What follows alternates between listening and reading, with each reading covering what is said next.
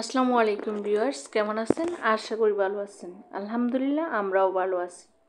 দূরে কাছে যে যেখান থেকে বসে আমার ভিডিওটা দেখছেন সবাইকে জানাই আন্তরিক ধন্যবাদ ও শুভেচ্ছা। এই তো এই দিক থেকে হলো আমি সকাল সকাল ব্লগটা শুরু করেছি। এখানে হলো আমি কিছু রুচি বানিয়ে নিচ্ছি সকালের জন্য নাস্তা। সকালে নাস্তা রুচি দিয়ে করব আজকে হলো। তা আমি হলো কিছু রুচি বানিয়ে নিয়েছিলাম, সেগুলো হলো চুলায় একটা কড়াই বসিয়ে দিয়েছি। তারপর হলো তেল গরম হয়ে আসছে, রুচিগুলো ভেজে নিচ্ছি। মেয়ে যেহেতু স্কুলে যাবে আমি সকাল সকাল ব্লগটা শুরু করেছি। এখন হলো সময় সকাল 6টা বাজে। আমার ছেলে ঘুমাচ্ছে, মেয়ে রেডি হচ্ছে, এই পাকে আমি রুচিগুলো বানিয়ে নিচ্ছি মেয়ের জন্য। একটা একটা করে দিয়ে সবগুলো রুচি এখন হলো বানিয়ে নিব। আমি কিছুদিন যাবত ধরে ভিডিও আপলোড করতে পারতেছি না, কারণ হলো ভিডিও করতে পারতেছি না, আমার শরীর অসুস্থ, তারপর হলো গলার ব্যথা। ভিডিও করে রাখলেও তো এটা ছাড়া যাবে না, কারণ হলো ভয়েস দিতে পারতেছি না। আমার প্রচুর ব্যথা, গলার ব্যথা, মাথার ব্যথা তারপরও কমে আসছে, গলার ব্যথাটা কমতেছে না, কি জন্য জানি না। সবাই আমার জন্য দোয়া করবেন। এই তো এই দিক থেকে হলো সবগুলো আমার রুচি বেজে নিচ্ছি।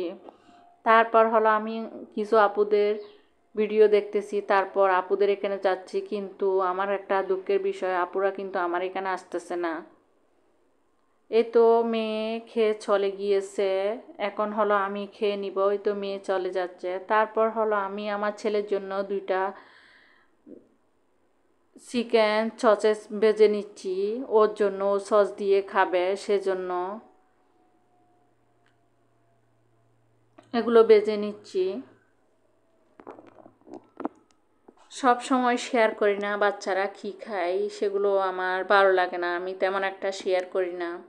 তা আজকে ভাবলাম একটু করে শেয়ার করি বাচ্চাকে কি দিই সেটা।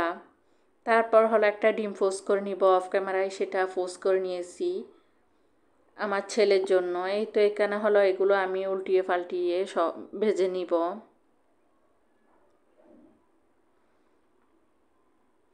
তারপর হলো বাজার শেষ, এখন হলো আমি সবগুলো নাস্তা টেবিলে নিয়ে আসছি। তারপর হলো একটু করে তরকারি এনেছিলাম, বেগুনের তরকারি, এগুলো দিয়ে আমি লুচিটা খেয়ে নিব। আমার ছেলে হলো ডিম পোস্ট দিয়ে আর চিকেন সসেস দিয়ে খেয়ে নিবে। খাওয়া দাওয়া শেষে অনেক কাজ করেছি, সেটা আর অফ ক্যামেরায় দেখানো হয় নাই। তারপর হলো আমি কিচেন রুমে চলে আসছি, চুলায় একটা হাঁড়ি বসিয়ে দিয়েছি, রান্না করব। তারপর হলো তেল দিয়ে দিয়েছি, তেলটা গরম হয়ে আসলে এখন হলো হলুদের গুঁড়া পেঁয়াজ দিয়ে দিব। তারপর হলো হলুদের গুঁড়া মরিচের গুঁড়া দিয়ে দিব। দেওয়া শেষে এখন হলো আমি একটু করে কষিয়ে নিব। যারা এখনও পর্যন্ত আমার ভিডিওটা ধৈর্য ধরে দেখতেছেন, একটা লাইক দেন নাই, ছোট্ট একটা লাইক দিয়ে দেবেন। আপনাদের কাছে ছোট্ট একটা লাইক চাই। তারপর হলো আমার চ্যানেলটা সাবস্ক্রাইব করে আমার ফ্যামিলির সদস্য হয়ে যাবেন। পাশে থাকা বেল আইকনটি বাজিয়ে দিবেন, যখনই কোনো আমি ভিডিও আপলোড করব আপনাদের ফোনে নোটিফিকেশন চলে যাবে। আপনারা আপনাদের সময় আর সুযোগ বুঝে আমার ভিডিওটা দেখে নেবেন। ভিডিওর কোনো অংশ যদি ভুল হয়ে থাকে তাহলে ক্ষমা দৃষ্টিতে দেখবেন। এই তো আমার কষানি শেষে আমি হলো ফ্রোজেন টমেটো দিয়ে দিয়েছি। কষানি শেষে এখন হলো মাছটা দিয়ে দিব। এগুলো হলো লাল ফুফা মাছ যেটা আছে, সেটা বাজার থেকে এনেছিলাম, সেটা আর আপনাদের সাথে শেয়ার করি নাই। কিছু বাজার নিয়ে আসলাম, সেটা আর সম্ভব হয় নাই ভিডিও করার, শরীর খারাপ যেহেতু সেজন্য।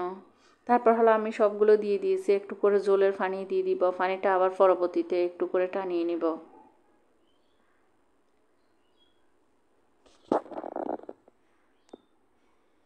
এ তো সবগুলো দেওয়া শেষ, এখন হলো একটু করে জলের পানি দিয়ে ওই চুলায় ট্রান্সফার করে দিব। এখন হলো এই চুলার মধ্যে আমি হলো বেগুন রান্না করব। ওই চুলায় মাছটা হতে থাক, এখন হলো আমি বেগুনটা কষিয়ে নিব।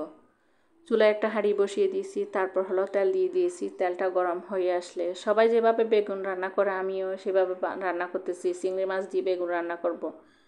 তারপর হলো হলুদের গুঁড়া মরিচের গুঁড়া পেঁয়াজ একসাথে দিয়ে কষিয়ে নিচ্ছি। আলাদা আলাদা করে দিলাম না, সবগুলো একসাথে দিয়ে একটু করে পানি দিয়ে কষিয়ে নিব। তারপর হলো পরবর্তীতে চিংড়ি মাছটা তেলে দিব।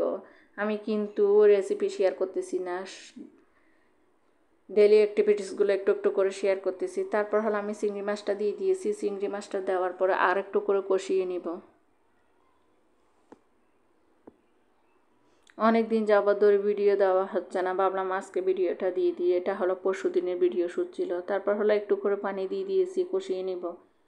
দেওয়া শেষে এখন হলো এই তো বেগুনটা ঢেলে দিলাম। ঢেলে দেওয়ার সাথে আমার হাত থেকে বাটিটা পড়ে যাচ্ছে, জানি না কি হয়েছে, সব কিছু হাত থেকে পড়ে যায়, মাথা ব্যথা করে, গলা ব্যথা করে, কি হয়েছে আমার জানি না। আমার অসুস্থ অসুস্থ লাগতেছে,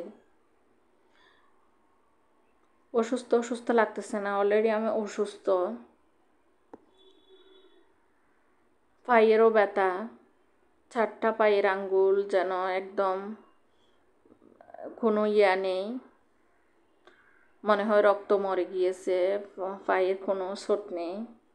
তারপর আমি সবগুলো দেওয়া শেষে এখন হলো একটু করে পানি দিয়ে দিয়েছি। এই তো এদিক থেকে হলো আমার মাছটা হয়ে আসছে, আপনাদেরকে একটু দেখালাম, মাশাআল্লাহ অনেক ভালো হয়েছে। তারপরে এই দিক থেকে হলো আমার বেগুনটা হয়ে আসছে।